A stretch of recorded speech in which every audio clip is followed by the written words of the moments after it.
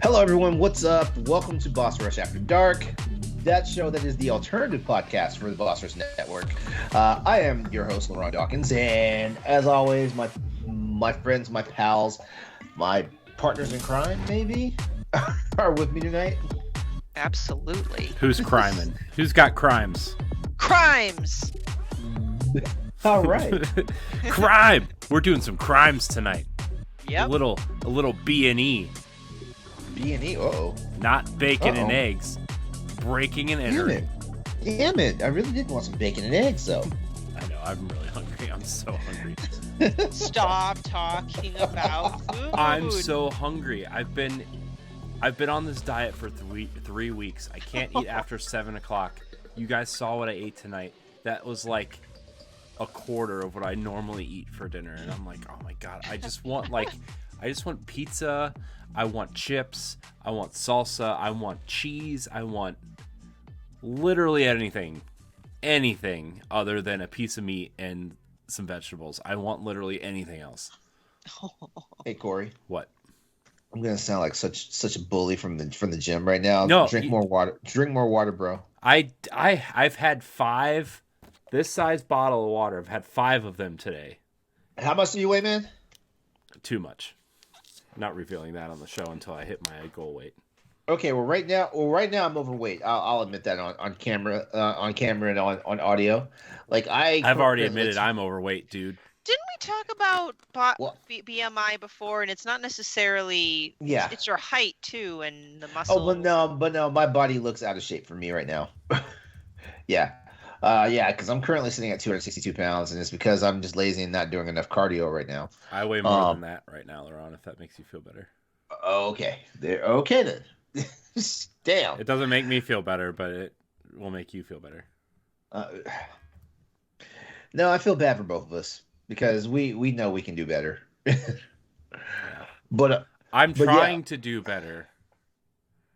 I'm really trying. Like, okay, so not to like rain on your I didn't go to the gym for 2 days parade here, LeRon. Mm-hmm. But so it's not a competition. It is a competition, LeRon. Isn't. My goal is to one day be smaller than you. Okay. By the way, everybody say hello again to Stephanie Klimov and Corey Durick. Oh yeah, hi. Hi. We're both here. Stephanie just makes us both look like terrible humans. It's fine. True. It's fine. Always blaming me. Once again, the scapegoat. Yeah.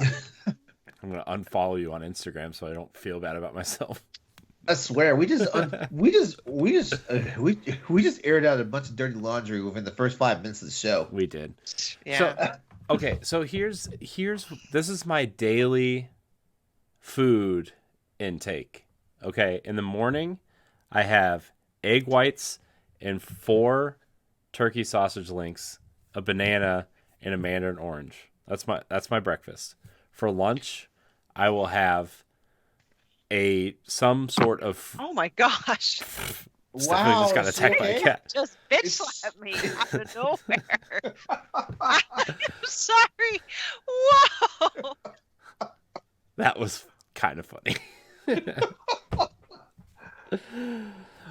Sorry, keep going for lunch. For lunch, I will eat some piece of fruit, usually whatever we have the most of, because that's needs to go first. A salad with vegetables and a piece of probably turkey, most likely, on it. And Dude, this sounds like torture. And for dinner, I have some sort of meat, which tonight was some spicy shrimp, it was good. Wasn't great. It was good. And some sort of vegetable and or another salad if we're out of vegetables. And that's my day. Until Saturday, I can have one cheat meal and a snack. And I've been doing it for 3 weeks. As of last Saturday, I've lost almost 20 pounds, which I'm very excited for. Dude, that's awesome. I'm very happy to hear that. But yeah. Time to play devil's advocate. So when I hit my first quote unquote milestone goal of 25 pounds, I'm going to Here it allow comes. myself to have one cheat meal during the week, which I'm very excited for. Wait, so right now you're doing one cheat meal, what, a month? A week. A week. Wait, A week. so No, okay. So let me rephrase that. I'm doing one cheat meal on Saturday. I weigh myself uh Saturday morning, oh, and you mean during the Saturday. weekday? Yeah, Saturday's kind of like a free day, right? Uh-huh. I still try to eat okay for breakfast and lunch. It's usually a little bit worse than normal, but and then for dinner I get to eat whatever I want or wherever Uh-huh. my wife wants to eat dinner. Uh, Okay. and some sort of snack like cookie or ice cream or whatever. Mm. But when I hit my first milestone goal, I'm gonna get one during the week, and I'm so excited. Okay. And Now it makes sense. Because I was like, wait, what? this weekend's the weekend. By the time this Can goes I ask you a live for question? people, I will know. Can I ask you a question? Sure. Are you tracking your macros while you're doing this? My what, huh? That's That's what a I was no. afraid of. That's what I was afraid of. I don't know what Corey, that means. do you even know how many calories you're taking in right now? Yeah, I'm taking in about 1,700. 1,700. Okay, because it literally sounded like you're getting under 1,300, and I was trying to assess it. I was trying to assess it as you did it, Mm-hmm. because like you're saying some stuff that was like, man, he's got Yep. male anorexia because like Yeah. I feel like I suffer from the male version of No, anorexia. I make sure I get enough food. It's just Mhm. there's just a lot of the same things, like especially for dinner. It's like a lot of chicken. Like sometimes it's like 3 pieces of chicken and like a whole stalk of asparagus or broccoli or whatever, and it's like Dude, I couldn't do what you do. I at least need to have 2 desserts a day. You know what? When I'm actually not if I thinking look about at it, if I look at a dessert twice a day, I gain weight. Okay, Stephanie. like I'm one of those people that like I get very indulgent with like sweets and desserts and stuff, and things like that. So it's a challenge. Mm-hmm. Yeah, um it's been a it's been a challenging couple weeks. I don't know. I don't miss doing this, but it's something I need to do, and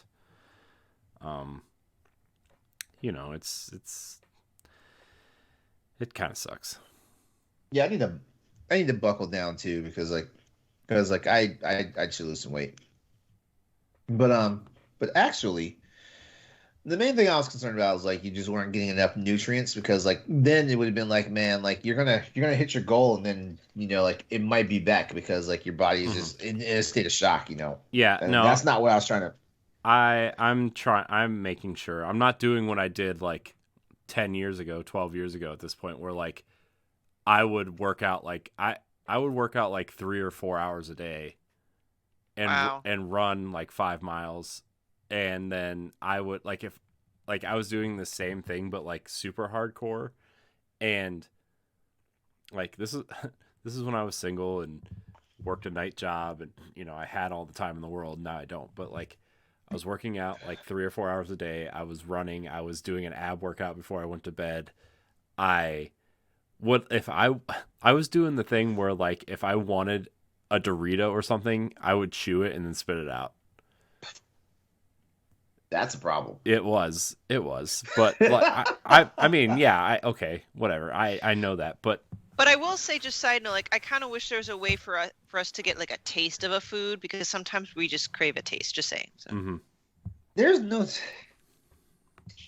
Quiet, LeRon. If I taste the food while I'm on a diet, the diet's done.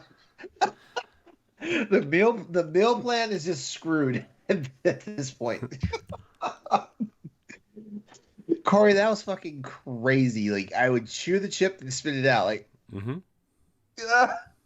I would, and I did that from like so what happened was I went out with some friends on Valentine's Day that year, and I looked at myself and I hated what I looked like. I hated it, and so I was like, you know what, this is it. This is it. And I went from we've talked about it on the show before, but I went from 359 pounds to 218 pounds in a year. Less than a year. Probably like 8 months. Wow. Well, you know what they say, anything on the average person's body, in this day and age, anything below 12% body fat is basically unhealthy. Like, yeah, there are some people out there. They're skinny. They're meant to be like lean, and like can live under 6% body, under 8% body fat. Mm-hmm. But yeah, like anything under 12% in this day and age right now is like unhealthy. Yeah. So, I mean, I'm not like doing that again, but I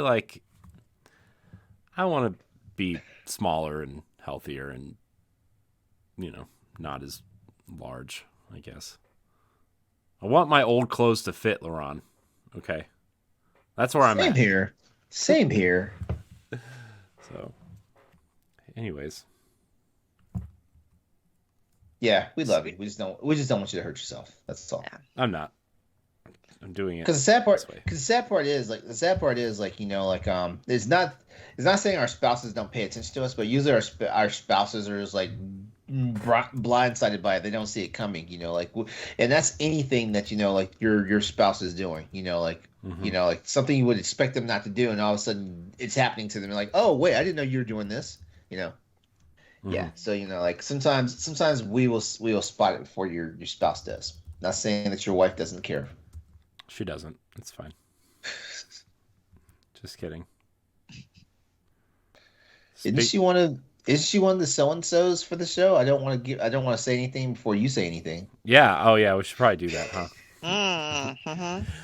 Mm-hmm. Yeah. So if you go to patreon.com/Boss Network, you can get this show 2 weeks early, along with Standard Definition, and you can get Expansion Pass and the Boss Rush podcast 1 week early for just $1. But if you are a $5 patron, guess what that means? You are a Patreon producer, and you get shouted out on the podcast. So, here are our current Patreon producers: Quentin Jackson, Rebecca Jewell, Adriel Munger, and my wife, Sondir. Yeah. By the way, I have to do it that way now. It's Every time. I know it's starting to annoy me. I'm sure it's annoying the audience, but I have to do it. It's part of the program, people. You just. By the way, when we wrapped earlier from the Boss Rush podcast recording, Quentin actually messaged me and said thanks for the shout out. I never had a shout before, so it was a new experience. Well, Oh, that's awesome. We like our fans, and we like the $5 ones better. Just kidding. We like them all the same.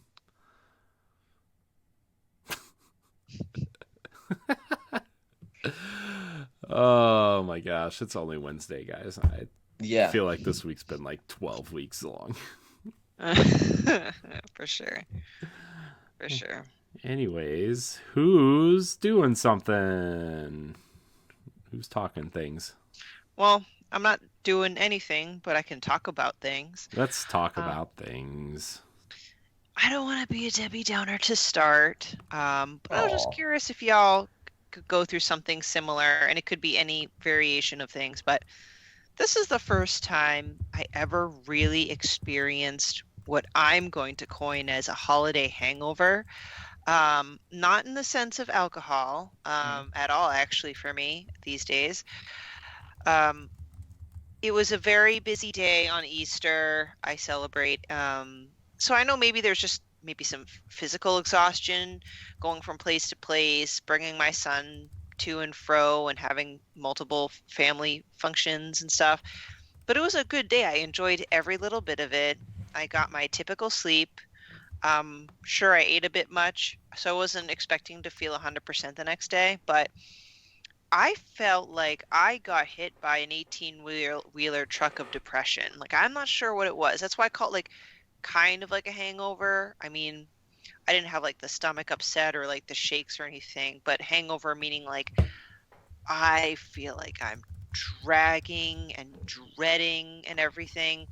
And I've never had this experience after a holiday before. Sure, maybe oh, that stinks, the holiday's over, now things are back to normal. But I was actually severely depressed on Monday. Very severely depressed. I got a bit better, and I just wasn't sure. Have you guys felt that either after a holiday or maybe a major life event, or even right before starting a work week at some point in your life? I just, I don't know. I kind of felt lost that day, and I'm a little shocked just at this random point in my life. I mean, I didn't really have any holiday hangover or whatever, but like this, like the last like month or so, I've just been feeling like I've been having that feeling, but like every day, not just after the holiday, but like I don't know. I've just been I guess like to stay on topic a little bit, like sometimes after Christmas, like I used to work jobs where I'd have to go back into work the next day and whatever, right? And so like you go and you do your Christmas thing, and then the next day you have to go back and operate like it was like a normal like a normal week or whatever, and it just kind of sucked because you're like, oh well, today's weird because it's the day after Christmas, and like especially when I was working at the restaurant, it's like a lot of people go out to eat the day after Christmas, and you're expecting the day to be weird anyway, and just the way you interact with people and everything is always weird after a holiday, and it's like I don't know, it is a different feeling. It's a weird feeling for sure. Yeah, and you're more than welcome to discuss like any other things. Like it doesn't have to be specific to holidays. It's just that because we just had Easter and I felt really weird, that was kind of my jumping point on this topic. I feel like for me, in part, it kind of has to do with my new job. I don't think that's all of it, because not talking about holidays, but on Sundays, I never get the Sunday scaries, quote unquote, like some people say they do in the past or whatever. I mean, not everyone works a Monday through Friday job, but they call the Sunday scaries.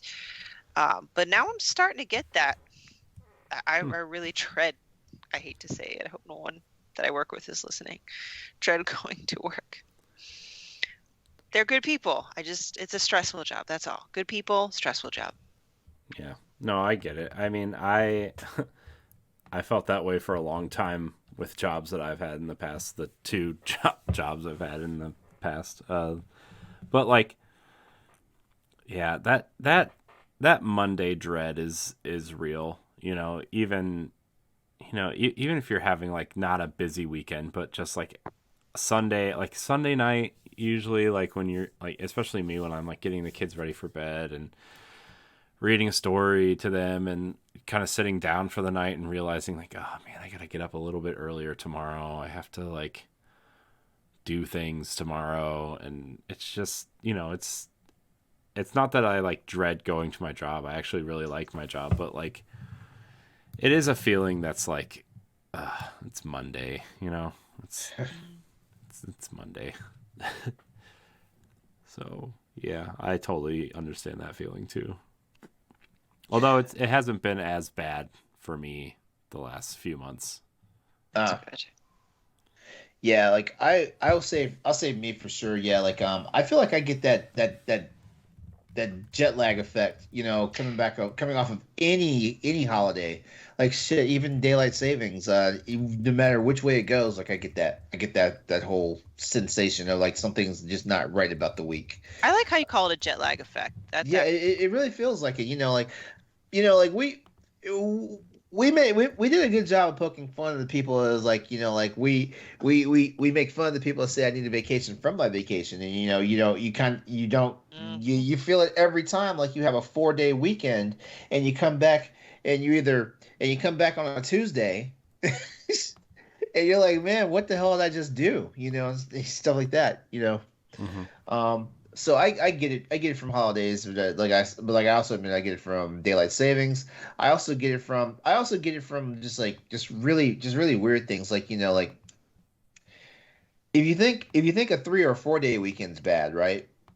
Like we think, God, like what would we do with ourselves if like we had from Friday to Tuesday off and came back just to work Wednesday, Thursday, and Friday. stuff like that. But just imagine how screwed up your day, how screwed up your week returning to normal feels when you've had like a say like you had a day job where you clocked in at 9 and they let you go by 11:30 and the rest of it was a paid day off.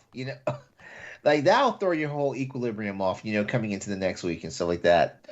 So yeah, so holiday weekends do it to me. Some holidays do it to me too because there are some holidays like they kind of fuck up your week. It's interesting you mentioned how its impact on the actual work week. Sorry, keep going. Yeah. Oh yeah.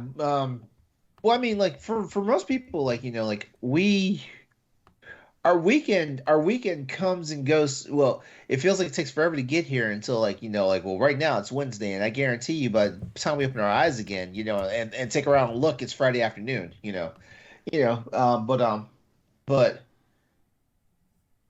it feels like now I don't know when did it become that our weekends just got just went by so fast because I know the one thing I paid attention to as an adult, like especially recently after moving into this new place, is it seems like if I don't get up at a certain time and try to maximize my Saturday and Sunday, like what'll happen is like I wound up having to like use the bulk of my day that I wanted to take off, like to do important stuff, like stuff around the house, get groceries, things like stuff Yep. like that, and then and so one of my problems is like I don't seize the day, and then I'm wondering where the fuck it was 8:59 p.m. on a Sunday night, and I'm like, what the fuck did I just do with my whole weekend?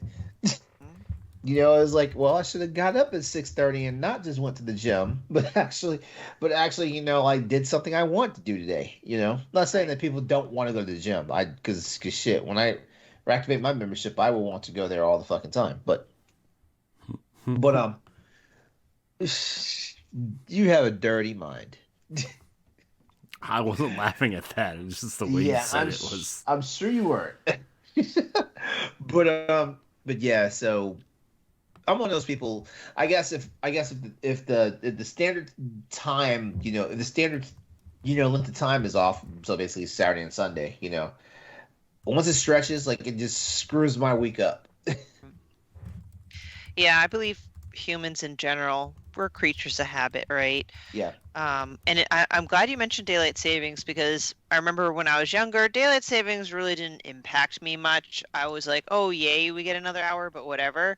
But I'll admit, the last, again, I'm telling you, once you hit your 30s, it's all downhill. This year, I felt the spring, lose an hour. I actually felt that. I'm like, what the hell? Mm-hmm. Yep.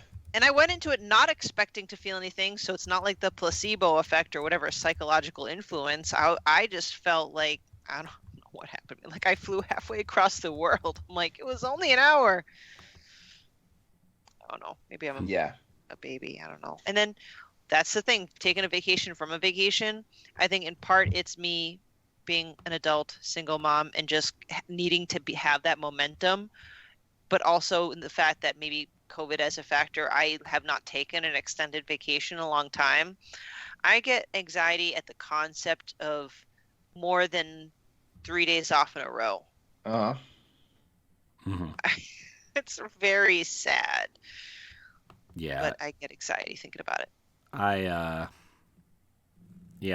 even when I this past weekend I worked from home for work, and it was it almost felt like a 4-day weekend because I was at home, but also I was working, so it was kind of like, what's happening here, And it's confusing sometimes. Like, oh my god, I'm supposed to be working, but my kid's yelling at me, and then I gotta do this thing for work. I gotta edit this video, but also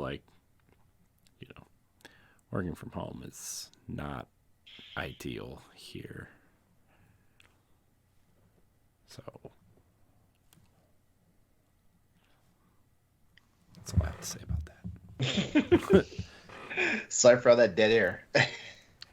Yeah, well, and I'm sure it's a lot different with 2 kids and everything at home. Mm-hmm. I have a very difficult time working at home when my son is with me, but not to go on a tangent, as I frequently do. don't know. That really was just kind of it. It just kind of shocked me. Just a little bit of background. This might be, well, I was going to say TMI, but this is after dark. I do have a medical history of like clinical depression. I'm being treated for it. I unfortunately had to go through several medication trials, some of which I've had very horrible side effects that have ultimately, one way or the other, had me end up in the hospital at one point.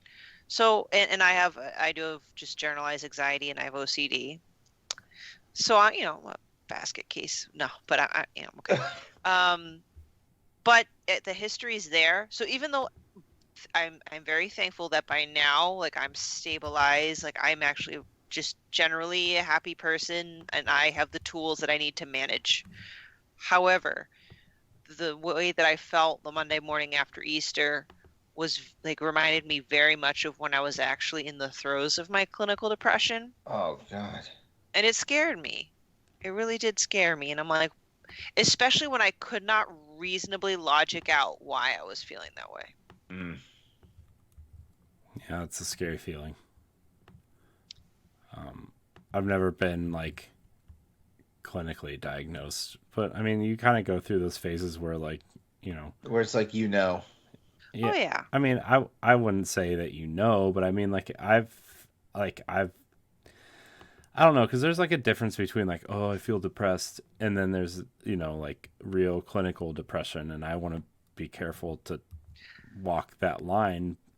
But like, I feel like every human being, even if they don't have clinical depression, goes through a feeling of depression, and that can be just as valid. It is just as valid. Yeah, and like I fight myself on that a lot too. I was like, I always like, sometimes when I'm feeling down, like, I mean, recently, the last like month or so, what I kind of started to say earlier, but I backed off because I wanted to get through the topic, was like, I've been kind of feeling,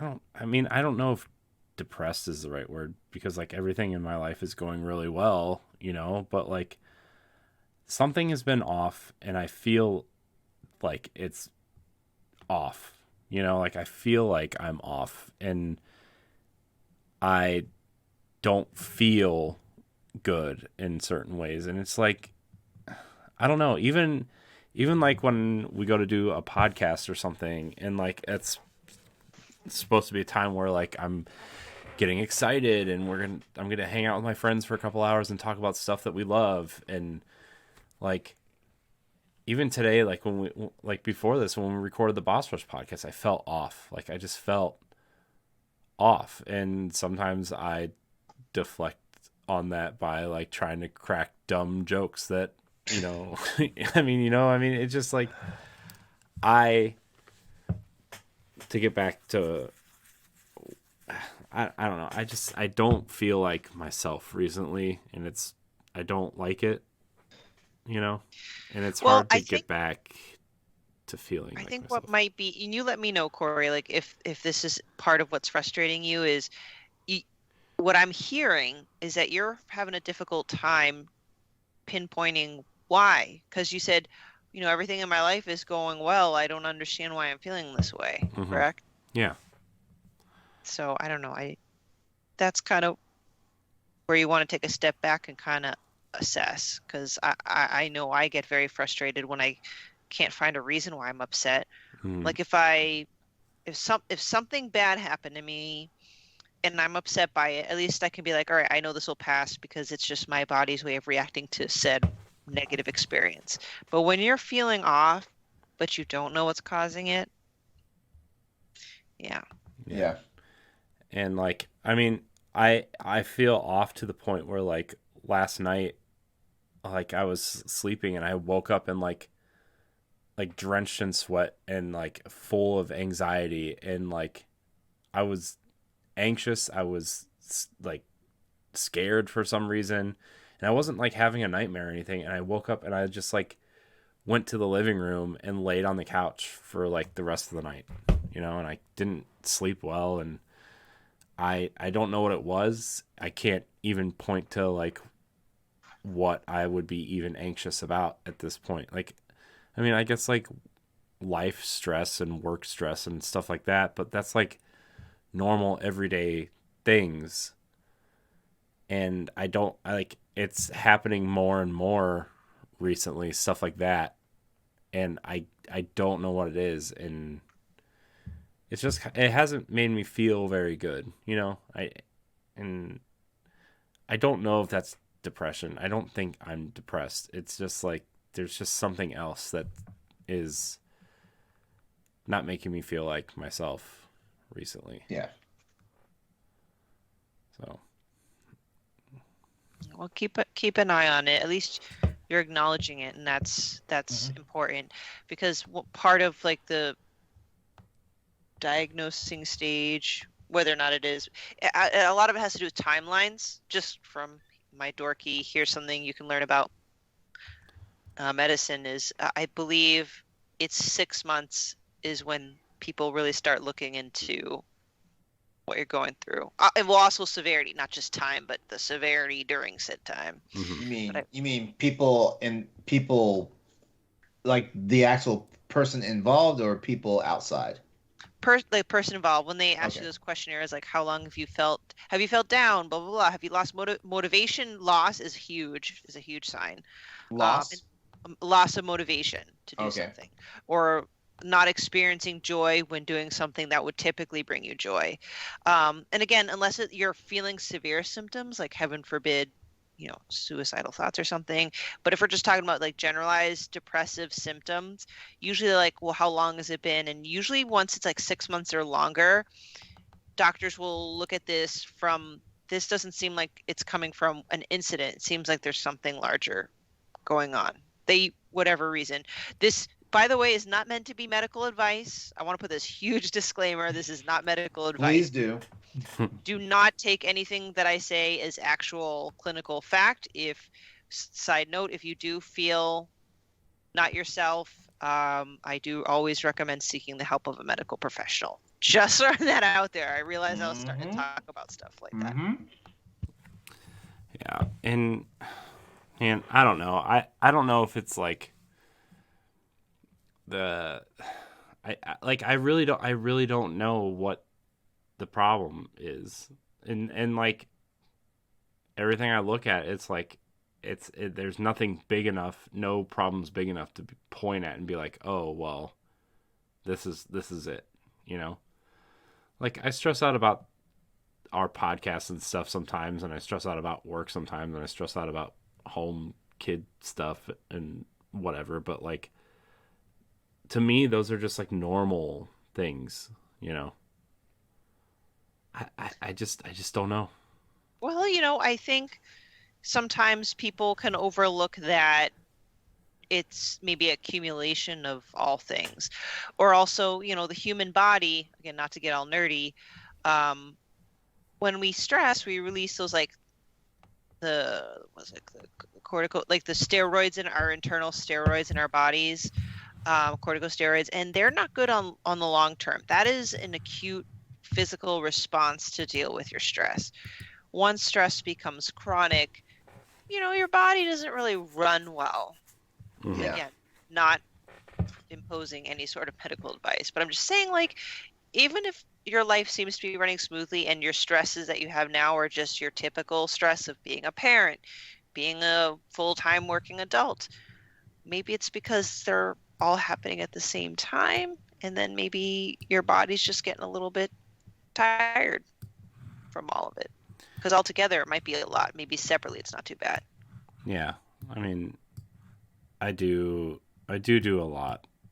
So maybe that's it. I don't know. But nobody tells me to stop, LeRon. Hopefully we can kind of. Corey, don't take him seriously, because I'm telling him at least twice a week, slow the fuck down or chill. Yeah, like. Oh wow! Yeah. Sorry to cut you off. I was just looking at just real quick, DSM-5 diagnostic criteria, because again, I'm a nerd. They talk about you must meet these following criteria if the individual is experiencing 5 or more symptoms during the same 2-week period. I don't know. Ooh, I'll take this test. I was gonna say 2 weeks. 2 weeks. I don't know why I maybe in the past something to I read somewhere 6 months, but I'm just saying like because I'm nerdy and looking at it says Nerd. Is it like a series of questions? or statements. So this is coming from the DSM-5, so it's like an actual like legitimate source diagnostic criteria. I'll take this test right now. Okay, and again, for people who are listening, please do not take this as serious. Like, go see a doctor, please. All right, but for us and for this topical purpose, the first one. Okay. I'm ready. No, sorry, I'm just reading the rules. Depressed mood most of the day, nearly every day. Maybe just count it off in your finger if that's a yes or no. Number 2, markedly diminished interest or pleasure in all or almost all activities most of the day, nearly every day. Repeat that one more time. Markedly diminished interest or pleasure in all or almost all activities most of the day, nearly every day. Okay. Significant weight loss when not dieting or weight gain. Decrease or increase in appetite nearly every day. Okay. A slowing down of thought and a reduction of physical movement observable by others, not merely subjective feelings of restlessness or being slowed down. Okay. Fatigue or loss of energy nearly every day. Okay. Feelings of worthlessness or excessive or inappropriate guilt nearly every day. Okay. Diminished ability to think, concentrate, or indecisiveness nearly every day. That's like every day for 30 years. Okay, next. And last but not least, recurrent thoughts of death or suicidal ideation without a specific plan or a suicide attempt or a specific plan for committing suicide. So that's 8. And to meet criteria, according to DSM-5, is these things would have to have been in the same 2-week period, at least 5 of those symptoms, and one of which should either have been a depressed mood or lost interest or pleasure. Yep, that was definitely one. Okay. Did you have a total of 5 or more? I had 3. Okay. I had 3 because I can't remember. I should have been jotting quick notes down, but the one that Corey was like, basically everybody should take. The diminished ability to think or concentrate. Yes. You know what's ironic is when I was going through my clinical depression, that actually was not one of them. Like I was definitely depressed mood every day, no interest, weight loss. I felt like I was feeling very sluggish. I was constantly tired. I definitely felt worthless and guilty all the time. Like, that's when it was like so bad. But if I look at these questions now, my answer is actually no to most of them. So it's very interesting to see how the answer has changed after treatment or seeking therapy. So that's a very good point. Yeah. So I don't know. It's all interesting stuff. I do like how this topic kind of took an interesting turn because we're talking about all forms of depression, situational, like after holiday, even though I don't know the reason why, but I still call it situational, right? Versus either developing or having an underlying clinical depression. Mm-hmm. I was gonna say, I was going somewhere with that. I don't know.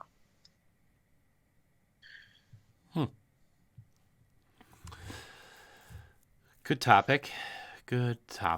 Yeah, for real. We can move on, but again, I'm sorry if I'm a broken record, but I do want to say, like, everyone out there, you're not alone. Try not to self-diagnose. I take it from my own personal being burned on that.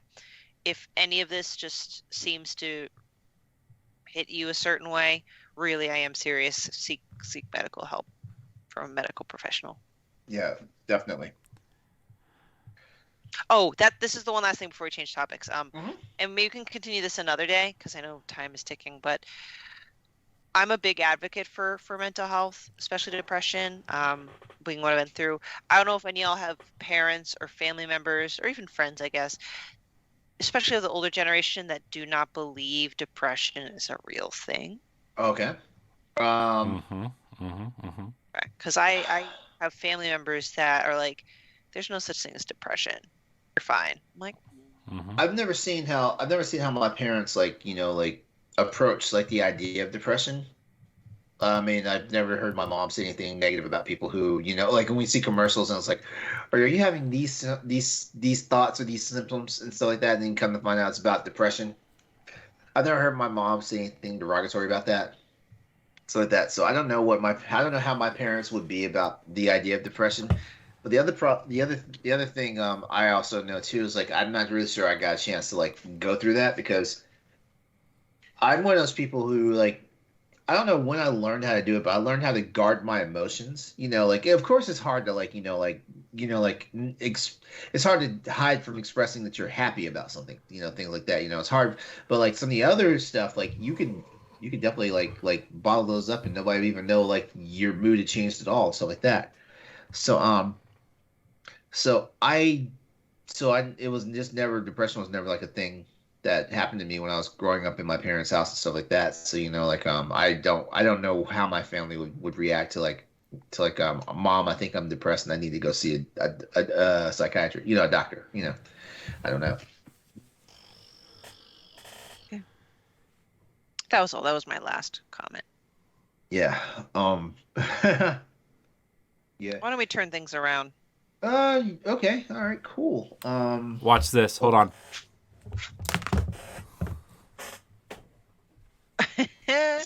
For our audio listeners, Corey is literally turning around. Spinning in his chair. I turned around. Sorry. Okay. I have a topic. Don't laugh, guys. It's fine.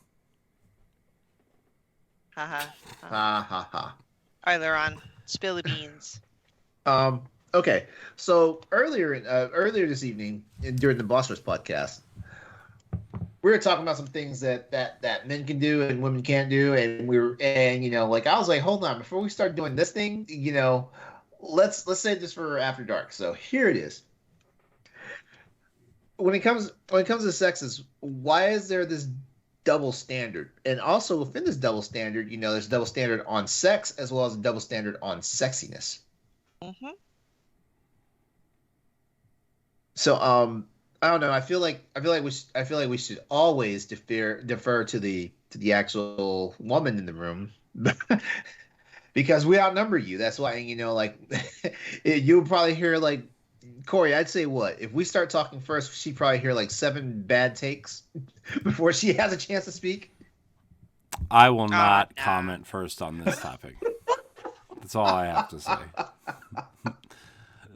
That's when Corey stands all night, by the way. It's currently the time of this recording, 11:20 p.m. on a Wednesday night.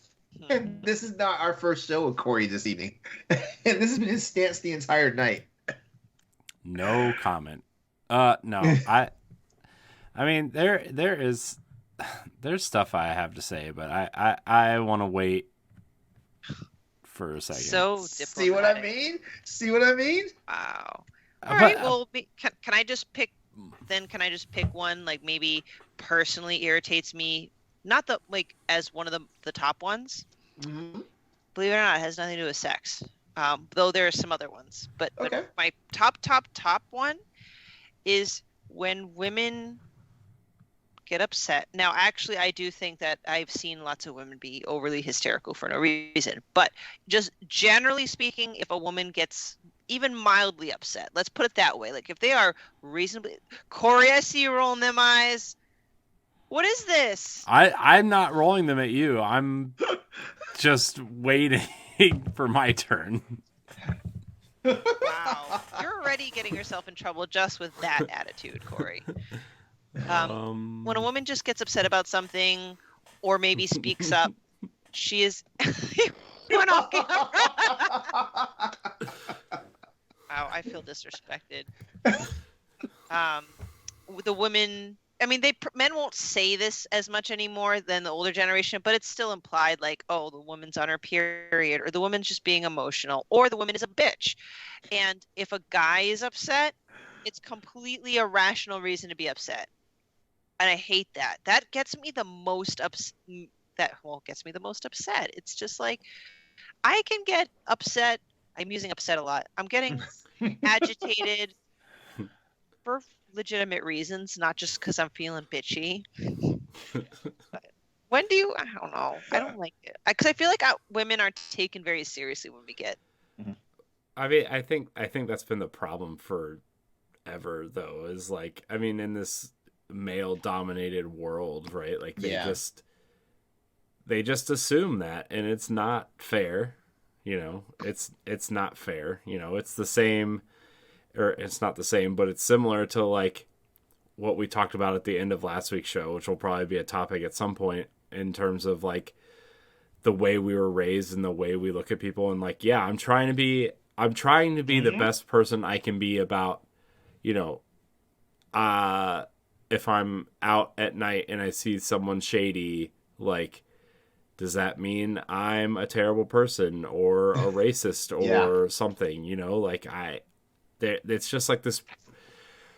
It's this pre-existing thought that somehow we were taught as males to think about women, and we have to start thinking about it differently. And that, you know, everybody's allowed to be upset about something. Okay, everybody's allowed to. Yeah.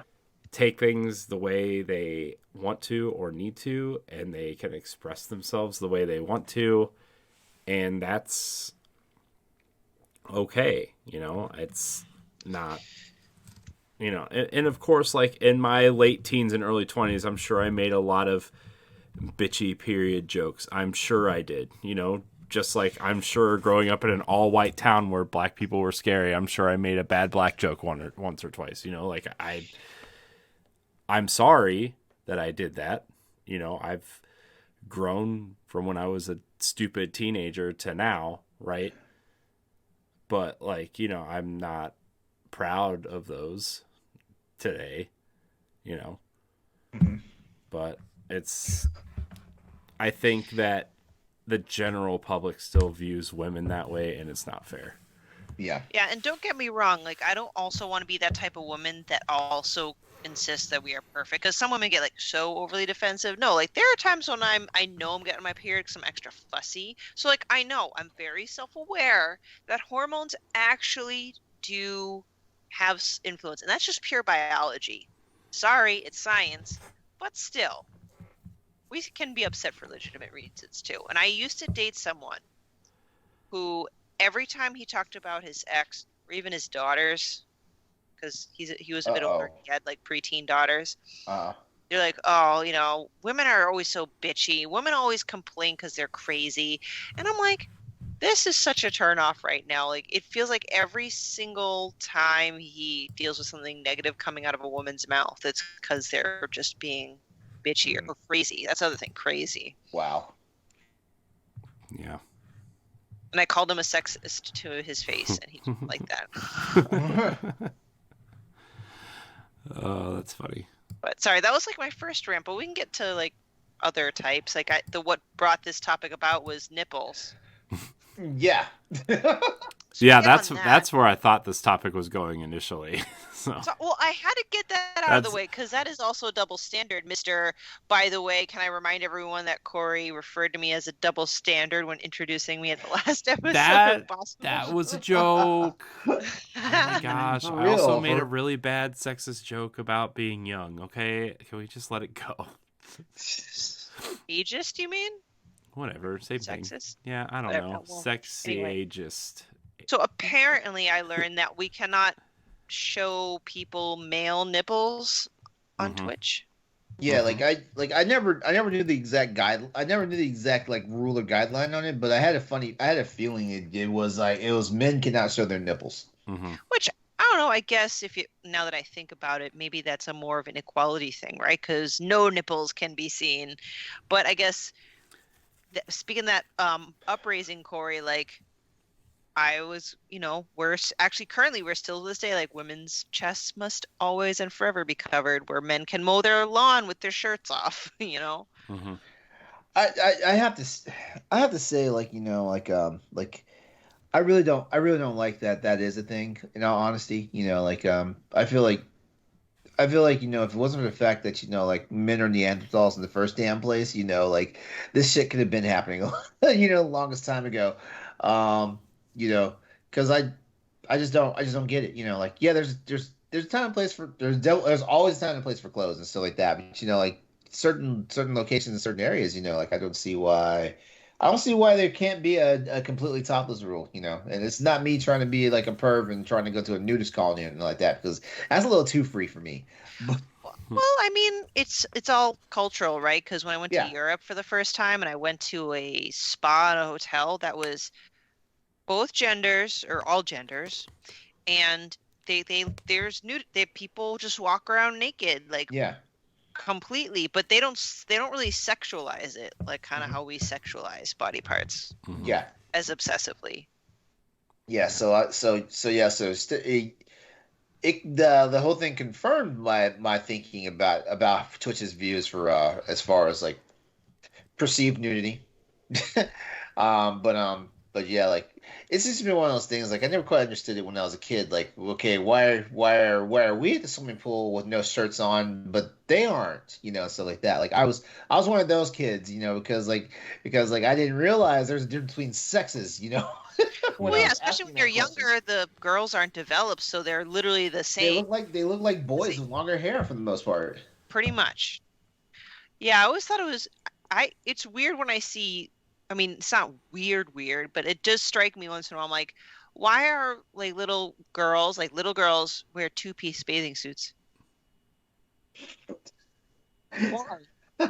No, like why? I don't get it. No. I'm not laughing. I'm not laughing at you. I'm not laughing at the question Oh either. no, I'm and I laughing. wasn't questioning you. That was like me, like why to the parents, Yeah, hypothetically. yeah. Oh, yeah, yeah. And I was laughing because the outright reaction, and we all know it's because we live in a society full of bad people. Yeah, and that's not me being like all what do you call it, like super conservative. But it just doesn't make logical sense to me. Yeah, Because a two-piece was originally what, bikini and showing the feminine figure, but before puberty, boys and girls kind of are the same minus one body part, you know? actually, yeah. Actually, you're gonna say something? Uh, Basically, I was gonna say, actually, like the fact that like boys and girls like look so much, boys and girls look so interchangeable. Like last night, Chris's 3-year-old was on this. He just did like a quick like hi and bye like peek on the camera while we were getting ready to record Crossroads, and Stoy didn't know that Corey actually had a son. So yeah, so like Bodhi jumps up there to the camera and he's like and Story's like hey, how old is she? Because like he had long hair, Mm. which brought me to asking the question like, hey, when are you gonna cut his hair or stuff like that. But come to find out, like he's acted a fool for like years when they tried to get his hair cut, but so like they just left him alone with it. But yeah, like it's funny how like because how boys and girls look so interchangeable, up to a certain age, because like, you can easily look at the child and be like, "Oh, is that a little girl or a boy?" Yeah, but and well, going back to the nipple, sorry. Uh, Um, Actually, this reminded me of a comedian, and it was a man, and he made a very valid point. It's almost kind of like the reverse, but same point. So, in like, I guess it wouldn't be porn, but in like magazines or something like really raunchy, like mhm. the top would be like just barely covering the nipple. Like the skimpiest of skimpiest tops is one that literally just covers the nipple for a Mhm. woman. And so the guy's like, men couldn't get away with doing that. That's like me walking around with my dong out, but only covering the pee hole. I don't know why that was funny. It's kind of, well, No, it's hilarious. That's the problem. I mean, he's not wrong, I guess. right? That's the funniest part is that it's true. Oh man. He's like, I could not get away with just taking a picture with my hand over the peel. Wow. Oh man, that was too good. That was. Oh, I think we can end the show now. Oh boy.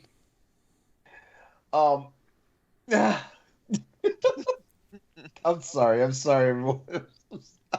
LeRon's having a good time tonight. Okay. Here we go.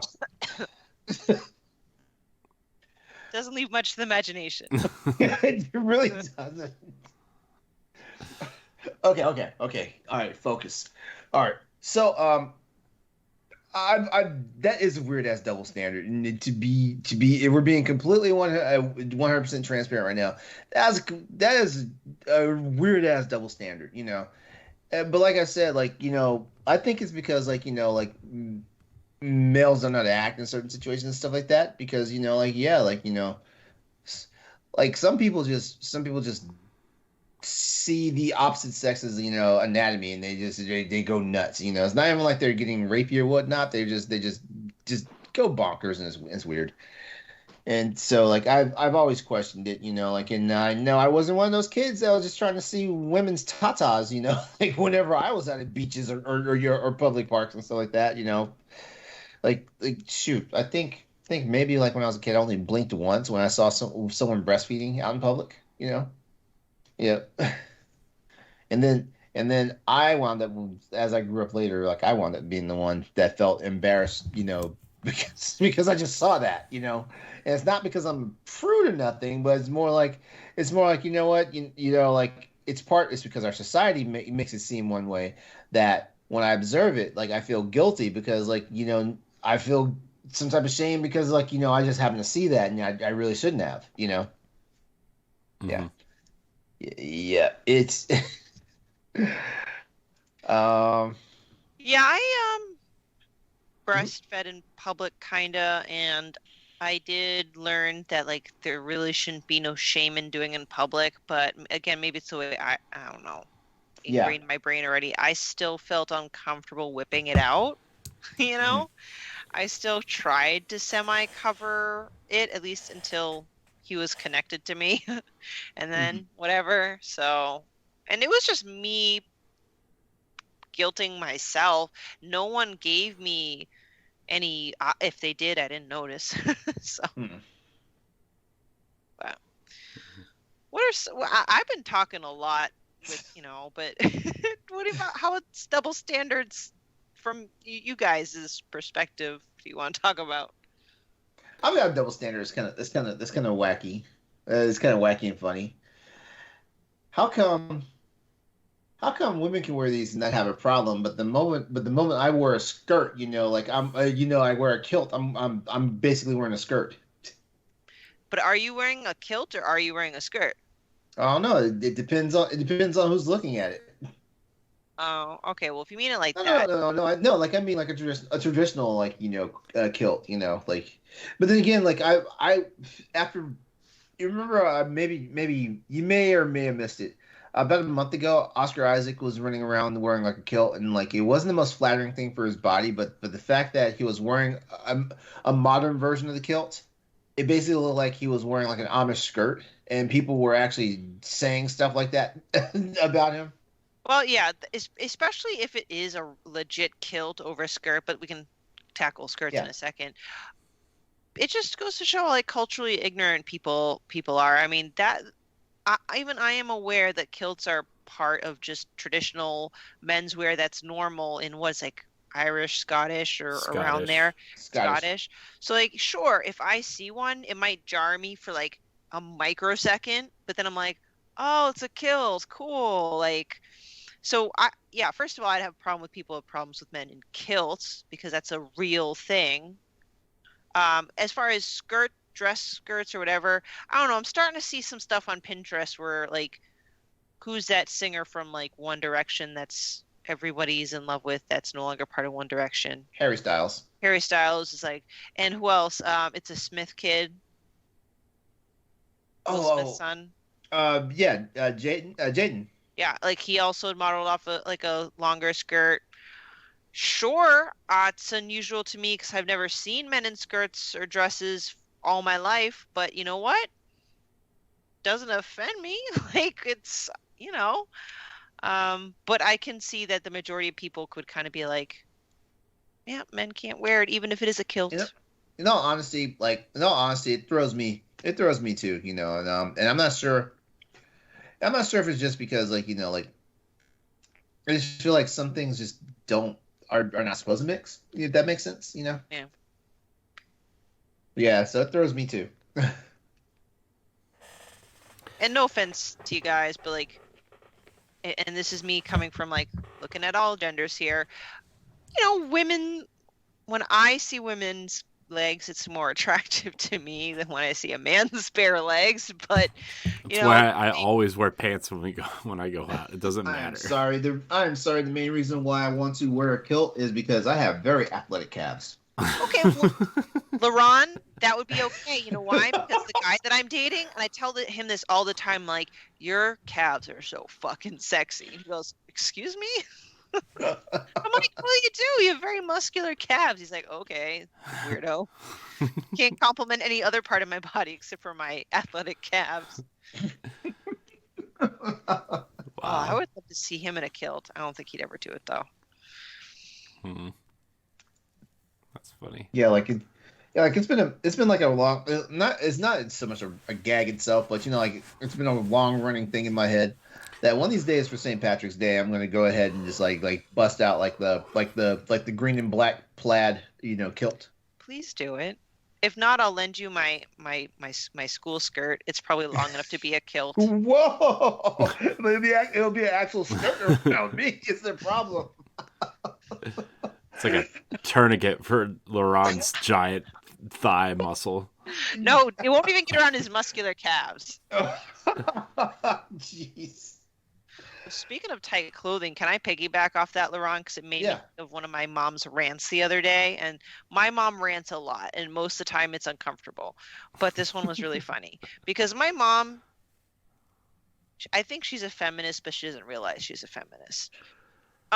Because I was talking about women in tight clothing and how women, some men's fashion now, like the skinny leg jean is now kind of big, but for the most part, women wear tight clothing, very body conforming type outfits.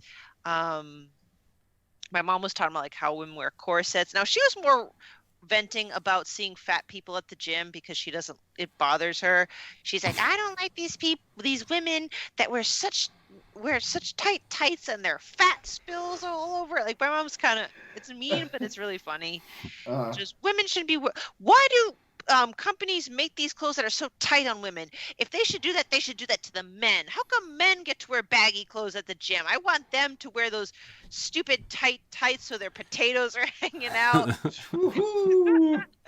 She was going into detail about bulges and stuff, like how men don't need to wear tight clothes to show off their bulge, but women need to show off their cleavage.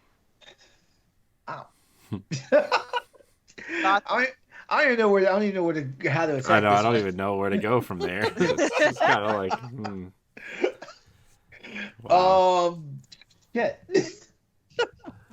Wow. I mean, she has a point, though. I mean, yeah, she does. Yes. I personally do not want to see a man in such tight tights where I could see everything. But at the same time, I just feel like clothing options for men and women are just very different. And I feel like women for men are also limited. Like ladies, you have so many variations of certain items that like. True, okay. But why does a lot of it have to be slutty? Sorry, a lot of it. To get the horny men to go to the gym. I don't know. Yeah. But they're also, just side note, they're marketing this towards tweens. Like I went to Aeropostale, which is like meant to be for like teens. And it's like a cry. I'll pull it out because I got it just for pole. Like, not even like I got it as an adult for pole class, but this is geared towards teenagers. It's literally just this. It's like it goes. Jesus Christ! Like, I don't know how else to describe it. Sorry, I'm motioning just across So my it's flat so it's a chest. really skinny halter top. Yes. Like, I don't think it could be any less. You could have just borrowed one of LeRon's sleeves. I could. But True. like I said, like, if you're an adult lady, I mean, first of all, I still don't like the sexualization of women's clothes, but if you're an adult lady, it's marketed towards an adult lady. Like I said, I use it for pole dance class. That should say something. I don't think you should be selling in a store where like 13-year-olds go to shop, because that bothers me. Yeah. Yeah. And they wonder why there's human trafficking and why it's on the rise again. Mm-hmm. Just throwing that out there. Oh, man. I hope my daughter wears these baggy dinosaur pajamas as long as she can. Yeah. Well, Corey, That was my do you have a double standard that? Yeah. You give us one to bring us home. I mean, I don't know if this would be considered a double standard or not, but it's something that really annoys me, and I feel like this is the only safe space to talk about this. Like, seriously, because like you can't say anything on Twitter or anything because the internet will murder you. For Well, won't this episode be tweeted out into the Twitterverse? it will, but whatever. Then they can yell at me when this episode posts. But like, it really bothers me when like women on the internet post super sexualized pictures of themselves, or like they're quote unquote titty streamers, and then they like somebody comments about their looks and they say don't objectify me or something. Shit, men do that. I know that, I but do that. it's I won't. No, I get what you're saying. It's like, well, don't slut shame me. And while there's definitely like there's times where there's inappropriate slut shaming, and I do not condone it. Don't get me wrong. It reminds me of a picture I actually saw today that somebody that I follow commented on this picture, and it was this girl who was in lingerie with a gaming headset on. It said, and the comment on this post was, "How would you like it if I sat on your face?" That was the comment on this picture, or that was the tweet with this picture attached to it. And someone commented on it, "Yes, please." And then her comment back was, "Don't objectify me." Huh. And I see that kind of stuff more often than not. Like, not that obvious, but like, you know, it's like, if you don't want somebody to do that, why are you posting that? You know? No, I'm 100% agreeing with you. I do not like that. I think I think people like that. It's not all women, but women like that like to use the argument of feminism and don't slut shame as an easy out, because there's still a standard that you set. Why would you be in? Am I frozen? Because I see my image of me with just my eyes closed. You are frozen. You are frozen. No, what an ugly shot to be frozen. Screenshot it quick. Meme time. If you're gonna choose clothes that are sexually evocative, and you chose this, no one forced you to wear this on a topic or a thing that you're doing that has nothing to do with promoting sexuality. Like, I'm sorry, but like, it's kind of a weak argument. It's no excuse for men or women to be sexually predatory, but I don't know, like, I could game in normal fitting clothes or play a game in lingerie, and it would be stupid of me to not notice a difference on what feedback I am getting. Mm-hmm. Yeah. That would frustrate me, Corey. Yeah, it's not like I'm like going to yell at these people. They can do whatever they want, but it's just like, it's something that bothers me. That's like I just don't understand.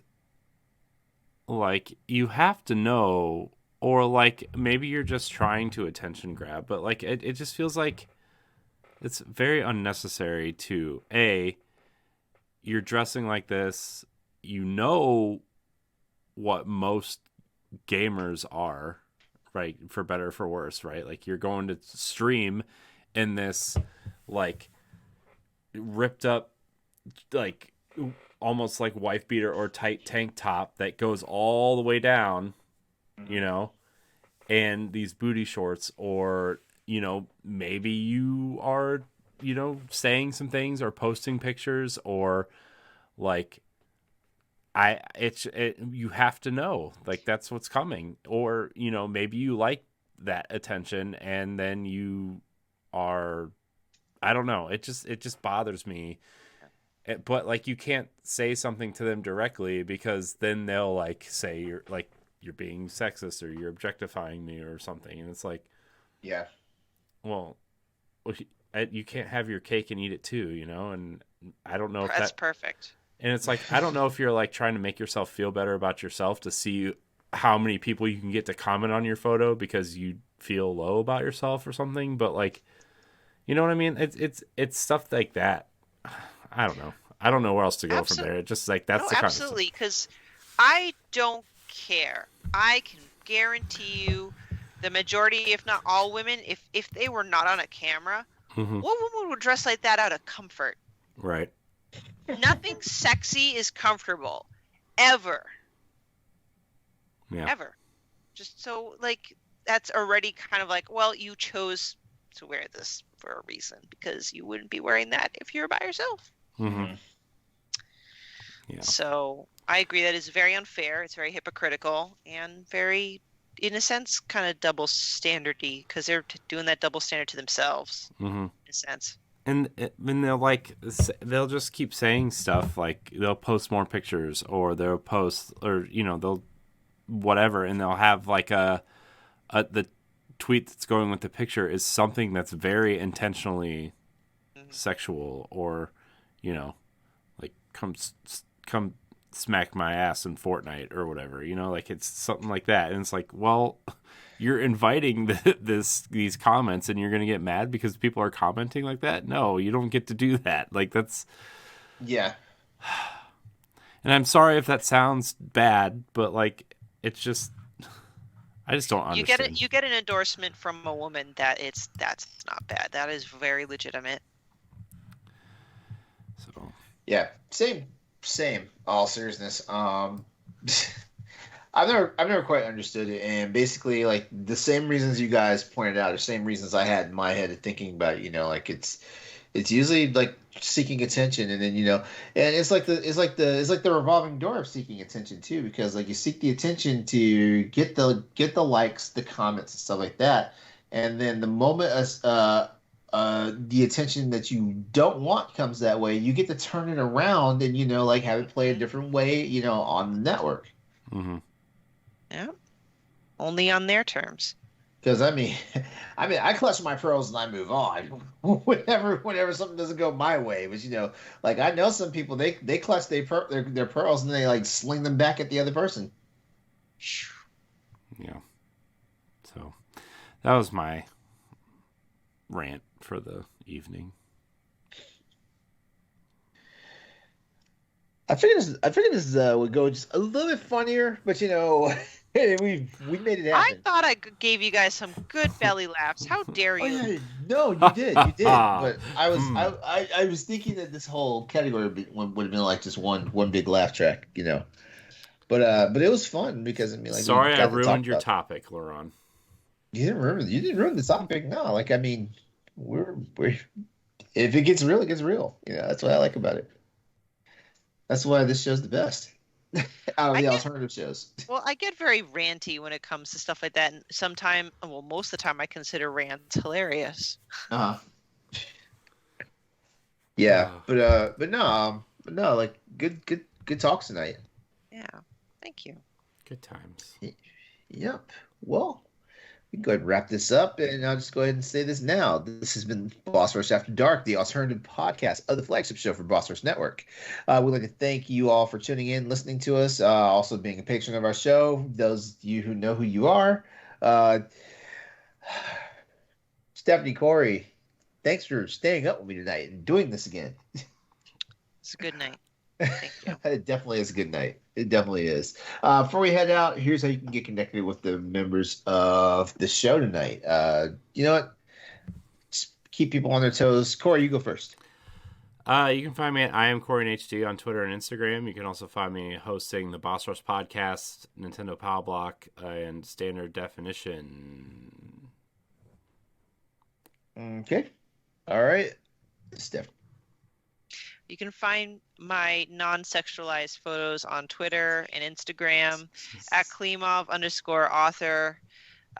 Articles on bossrush.net, Wednesday nights on the Boss Rush podcast, and the Disney episodes of Standard Def.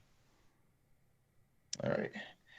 And as always, you can catch me on social media at Exodus803, as well as my Twitch, YouTube, and that's my gamer tag for PSN. Don't forget, Tuesday nights, 8 p.m. Eastern Standard Time on twitch.tv/Exodus803 for the PlayStation Podcast.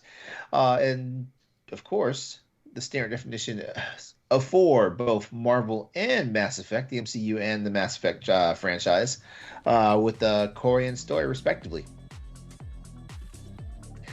All right, so, guys, it's time to say goodnight. Night, sleep tight. Good night. All right. See you next time. And come back and join us for another installment of Boss Rush After Dark. Bye. Take care. Bye. Ow.